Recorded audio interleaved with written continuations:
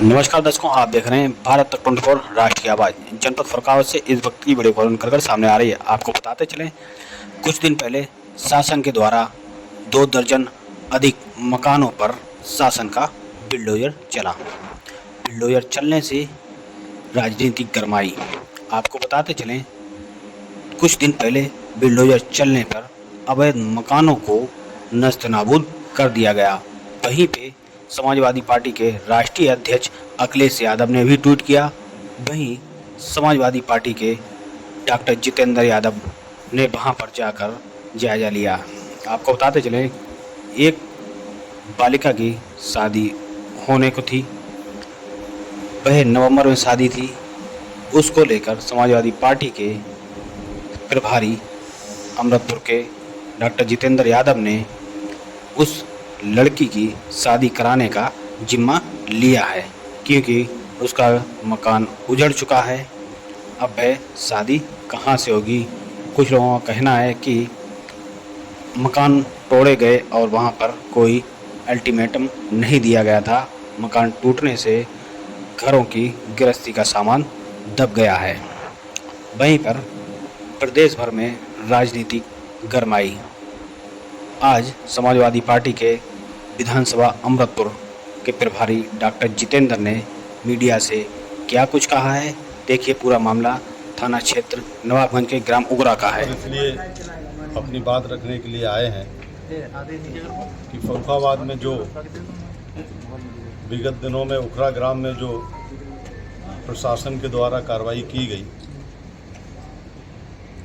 शासन प्रशासन और सरकार का काम होता है लोगों को बसाना, उजाड़ने का काम नहीं होता है। और अगर कोई गलत तरीके से रह रहा है और कर रहा है, पिछले 40 सालों से वहाँ जो पुराने मकान बने थे, तो उनको एक समय देना चाहिए, बताना चाहिए। कम से कम सामान को निकालने का, जानवरों को निकालने का, जिन बेटियों की शादी थी उनकी शादी का सामान निकालने का, उनको वहाँ पर मौका नहीं दिया गया। उसके बाद फिर एक अगले दिन घटना हुई लेखपाल के साथ। वो घटना भी नहीं होना चाहिए। समाज के जिम्मेदार लोग और शासन प्रशासन के लोग और तमाम जो जिम्मेदार लोग वहाँ पर थे और जो मौजूद थे, उनकी एक जिम्मेदारी थी कि ऐसी घटना को रोकना चाहिए था, ना होने पाती। अधिकारियों के सामने ये हुआ, वो भी गलत हुआ। हम समाजवादी पार्टी के लोग,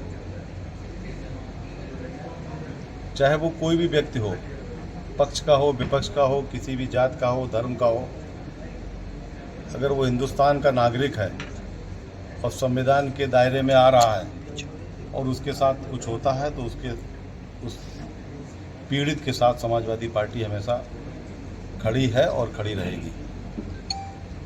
कल हम लोगों ने वहाँ का गांव का दौरा किया, जो त्वरित मदद हो सकती थी। वहाँ पे हालात ये थी कि लोगों के पास खाने की कोई व्यवस्था नहीं थी, घर टूट चुके थे। एक पार्टी के कार्यकर्ता होने के नाते, एक सामाजिक व्यक्ति होने के नाते हमसे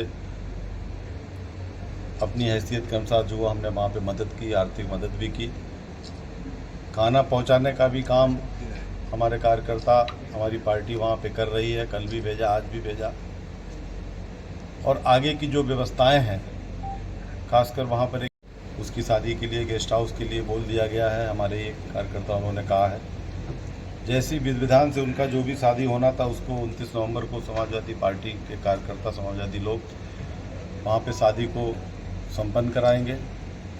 और कुछ ऐसे लोग भी हैं जो बहुत अक्षम हैं, जिनके पास ज़मीन नहीं है, उनके लिए ज़मीन अगर सरकार देती, हम सरकार से गुजारिश करेंगे, सरकार से ये निवेदन करेंगे कि जिन लोगों के मकान वहाँ पर गिराए गए हैं, लीगल और अनलीगल, ये बहुत लंबा विषय है, कोर्ट कचहरी का विषय है।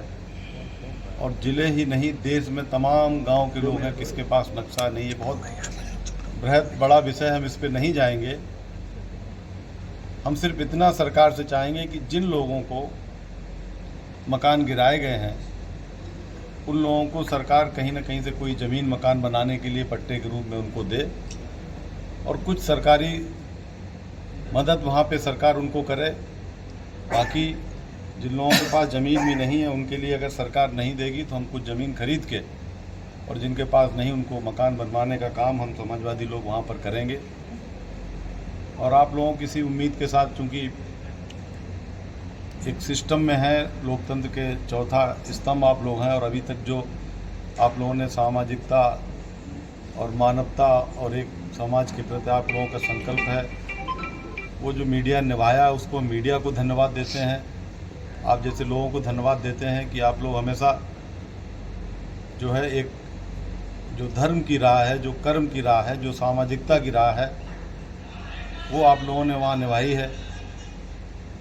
निश्चित रूप से आप लोगों का परोक्ष रूप से सहयोग वहाँ के लोगों को मिला है और हम सिर्फ ये चाहते